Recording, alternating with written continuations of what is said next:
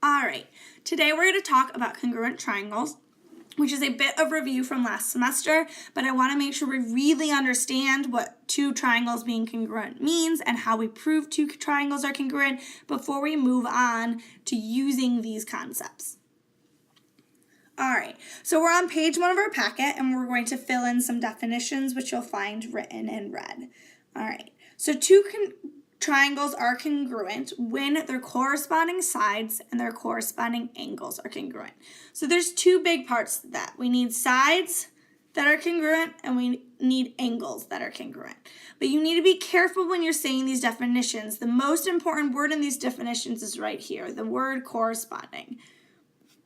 Because two triangles are congruent only when their corresponding sides and their corresponding angles are congruent, right? Because say we look at triangle ABC, its sides aren't congruent and its angles aren't congruent, meaning the sides aren't all the same length and the angles aren't all the same length, okay? But still, triangle ABC is congruent to triangle DEF. So when we talk about sides and angles being congruent within the context of two triangles being congruent, what we mean is that the angle A here in this triangle is congruent to an angle in the second triangle, okay, that's in more or less the same position. So A and D both have 3 arcs, they're congruent, okay? Angle B has 1 arc, its corresponding angle is E. Angle B and E are congruent, all right? And so on. That's how we go through when we figure out if two triangles are congruent, because their corresponding sides are congruent and their corresponding angles are congruent. Because there are 3 sides and because there are 3 angles in a triangle, we will have 3 plus 3 or 6 different congruent statements. A congruent statement is a statement that has the symbol congruent in it. Okay, and this statement takes one piece of information from triangle ABC and one piece of information from triangle DEF and says that those two pieces of information are congruent. Okay, we will have 6 of these statements, and once we have 6 of these statements, we know without a doubt that my two triangles are congruent. So let's go through and let's write some of these statements, and I'm going to write them quickly just because we've been over this before, but if you have any questions, please call me over. Okay, so we know that angle A is congruent to angle D because they have 3 arcs each. We know that angle B is congruent to angle E because they both have 1 arc. And finally, we know that angle C is congruent to angle F because they both have 2 arcs, okay? So those are the 3 statements that we have about angles, 3 congruent statements about corresponding angles. Now we have 3 statements left, and now these statements are going to be about our sides. Okay, so if we're talking about this side here on triangle ABC that has 2 dashes on it, the way we name it is with the 2 letters that enclose the sides. So that side that I just marked in black is going to be called side AB. And because it has 2 ticks, it's congruent to the side DE, which also has 2 ticks. That's what the ticks mean. Okay, side AC has 3 ticks, so it is congruent to side DF. And finally, side BC is congruent to side EF. Why? Because they only have 1 tick, meaning they're the same. So again, 2 triangles are congruent if and only if their corresponding sides and their corresponding angles are congruent. You need to memorize that, okay? So instead of writing these 6 congruent statements, okay, in order to say my 2 triangles are congruent, I can just write 1 congruent statement naming the triangles, okay? So I'd say triangle, that's my symbol for triangle, which makes sense, it's a little triangle. A, B, C is congruent to triangle.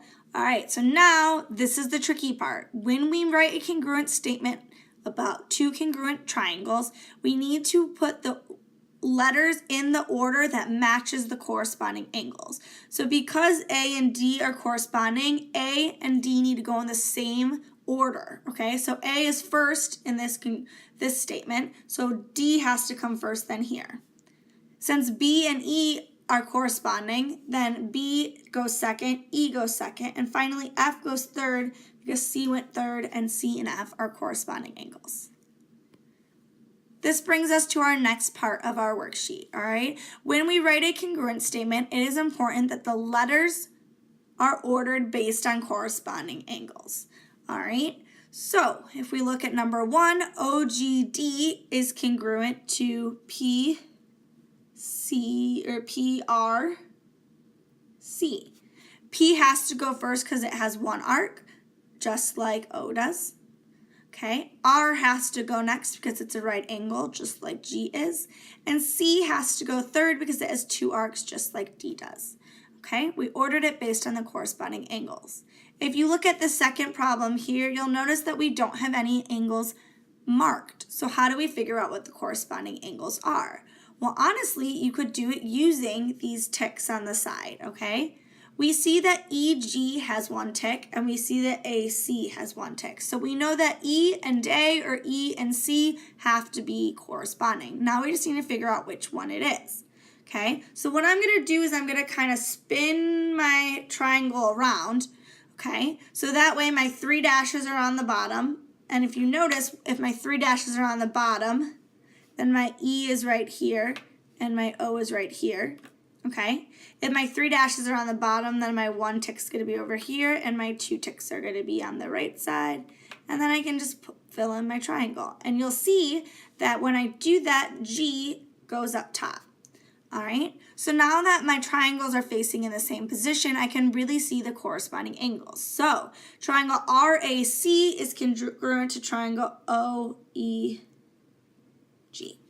There we go. All right, let's do a more detailed approach. Not only are we going to do the big triangle congruent statement, but we're also going to do all of the 6 statements about the corresponding angles and the corresponding sides. Okay, so if we see FGH, this triangle right here, they're saying FGH is congruent to this triangle over here, but we need to figure out what way we order the letters. We're going to do that by corresponding angles. Well, we notice F on our first triangle is congruent to F on our second triangle, so F will go first. All right, we see that G is a right angle, so E has to be its corresponding angle. All right, I and H both have 2 arcs, so we know that I has to correspond with H and it goes third. All right, so now we just kind of fill in the blanks, right? Angle, this is the symbol for angle, right? So angle EFI, all right, let's clear this off and let me show you what angle EFI means. EFI means I start at E, I go to F, and then I go to I. And when I do that, the angle that's in this corner, so this corner angle is the angle that I'm talking about. So basically we're talking about angle F, but on this triangle. So angle F on this triangle is congruent to angle F on this triangle. We can't just name it F though, because do you see how we have 2 F's? That could be confusing. So instead we're gonna name it GFH. There we go. All right, angle G is congruent to angle E, we know that. Angle H is congruent to angle I, we know that. All right, the segment FG here has 2 ticks on it, so it's congruent to FE. So we'll write FE. We'll remember our little segment symbol on top. GH here has 1 tick, so it's to EI. So write CI with, and FH here is congruent to FI here. There we go. All right, so now we are going to do the same thing, but we're going to fill in the missing information without a picture. So we're going to use the fact that those letters are written in order to help us out. So angle E is the first in the order, so it means it has to be corresponding to the first letter in the second order. So angle E and angle H are congruent, okay? So I'm going to do all of the angles first. So the next one is angle EFI. Since F is in the middle, I know I'm talking about F. So here's F here. Okay, F is second, so it corresponds to G here. All right, so I just have to order those 3 letters so that G is in the middle. Okay, so I can say H, G, I. All right, and then angle FIE. FI is written in the middle, so it looks something like this, right? FIE. That's the angle I'm talking about, I. All right, I is third in this order here, so it's congruent to I over here. So we just have to order H, G, and I in a way that I's in the middle, so I'll call it H, I, G. All right. FE, all right, is my first 2 letters. All right. FE then has to correspond to GH. all right? Fi are my second two letters, my last letters, has to then go with Gi, right? And then finally, IE, all right, I is my third letter and then my first letter. That means IH it corresponds to.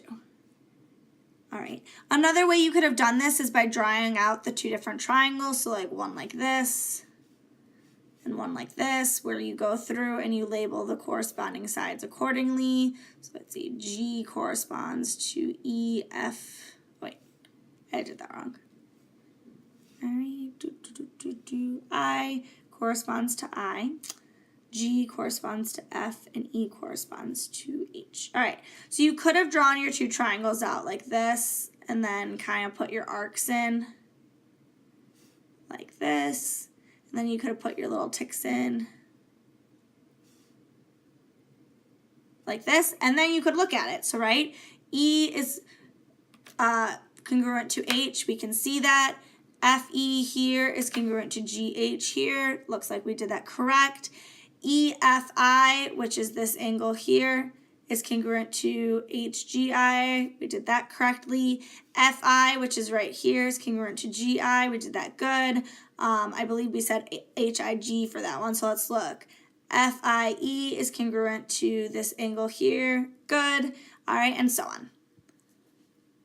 All right, so now we have exhausted the idea of two triangles are congruent if and only if their corresponding angles and their corresponding sides are congruent.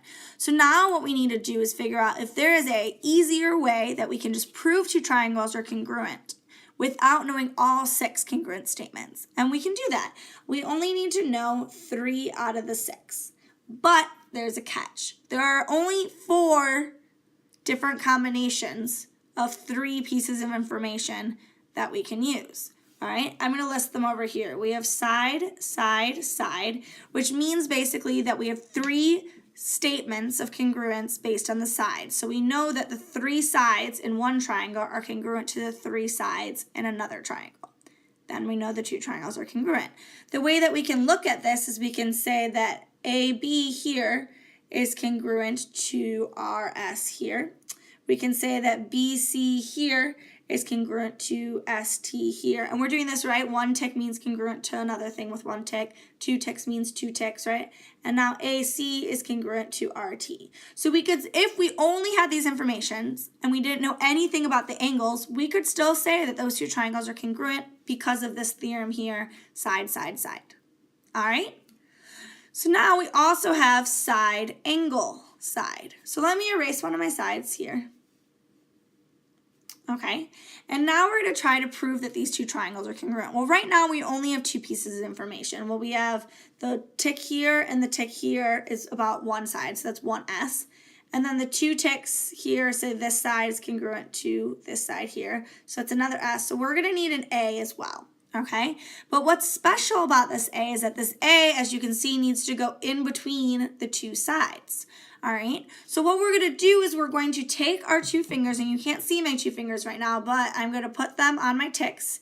You can kind of see me drawing on the ticks, okay? And I'm going to close my fingers like this. And do you see that when I close my fingers, I bring them together, I hit this angle here, this angle B. All right, that means that angle B is in between those 2 sides. So that means that this angle here, angle S, is also in between my 2 sides. All right, so now that we have a side and then an angle and then a side in that order, we can conclude that these 2 triangles are congruent. That's our second type of combination that works. The third type is angle, side, angle, which is 2 angles and 1 side that are congruent. All right, so let's mark up my triangles in a way that's angle, side, angle. All right, so we'll say that B is congruent to S, and we'll say that R is congruent to A. We know that B and S are congruent because they both have 1 arc, so that gives me one of my A's, sorry. And then we know that angle A is congruent to angle R because they both have 2 arcs. So we have 2 A's. Our third piece of information is an S. But remember, we have to make sure that my S is in between my 2 A's. All right, so I'm going to put my fingers on the 2 A's here, and then I'm going to bring my fingers together.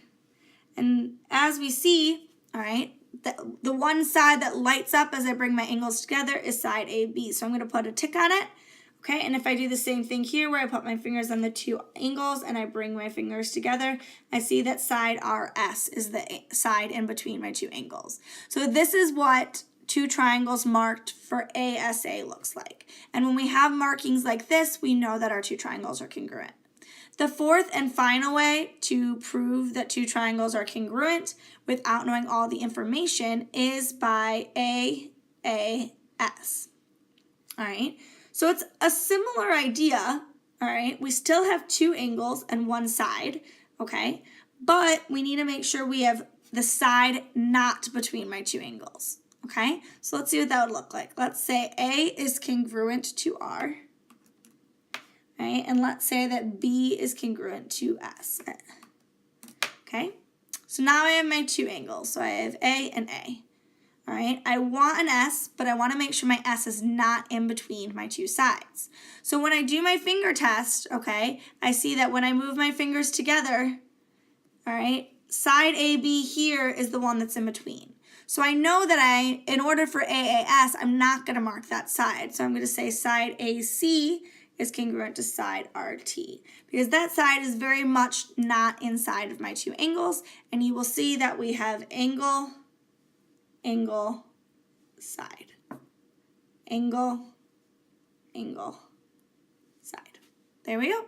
Those are the 4 combinations that work.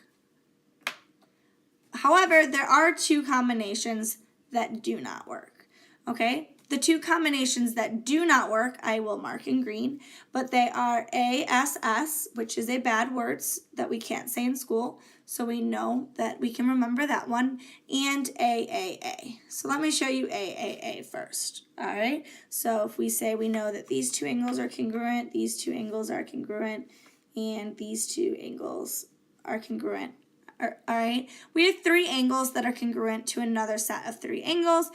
However, we can't conclude that those 2 triangles are congruent. All right, let's look at our next one, ASS. So ASS means we have one statement of 2 angles being congruent, which we do. We say angle A is congruent to angle R.